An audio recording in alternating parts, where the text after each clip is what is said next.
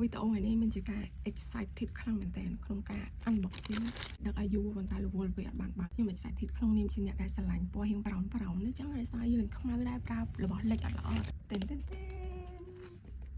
ប៉ុន្តែខ្ញុំទិញឈុតតូចដែរសារតែពីយ៉ាងខ្ញុំអត់ទាន់អស់ទេខ្ញុំគ្រាន់តែចង់បាន accessory ពណ៌ brown នេះ it looks so cute you know ខ្ញុំស្រឡាញ់ brown not really brown but អានេះវា make me feel Christmas ព្រោះមនុស្សស្រឡាញ់ Christmas ខ្លាំងដល់អា season Christmas ហ្នឹងអារម្មណ៍ខ្ញុំដូច happy លើសពីធម្មតាតែម្ដងអញ្ចឹង I love this តែស៊ីថាខាងក្នុងហ្នឹងវាមានអីខ្លះ so the first thing is បងចា look at the color so cute and the second one is ជក់ look ហើយរបស់ទី3ចាក៏លយកប់ស្រីដែរអានឹងគេគៀបអញ្ចឹងចាអាពេលវាចិត្តអស់យើងមួលវាទៅវាចាញ់យើងប្រើបានអស់អញ្ចឹងអត់ខាតអីចឹង this one is ពណ៌ brown តែអីវ៉ាន់ទី4នេះគេនេះខ្ជូតសាហាវសម្រាប់អ្នកលាយពណ៌អីគេចាក់លើនឹងហើយលាយកោវាហើយជំរាបអីចឹង but look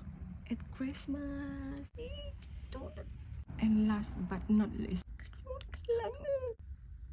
អានឹងគេដាក់ខូចទូរស័ព្ទឆក់ចាតែស្តាអាទូរស័ព្ទនេះវាសេរីចាស់ទៅវាអត់សូវឆក់ហើយគេមានកញ្ចក់ឆ្លុះអីចឹងណាយើងចេះចឹងហើយគេមានអាបិទឆក់នេះឲ្យយើងទៀតសម្រាប់ទូរស័ព្ទណាដែលគាត់មានអាស៊ូបឆក់ពីក្រោយយើងបិទអានេះជាមួយនឹងទូរស័ព្ទមកហើយយើងដាក់នេះទៅលើប៉ក់ so that is the set A that I got វាយ៉ាង Christmas edition ជឿខ្លាំង I like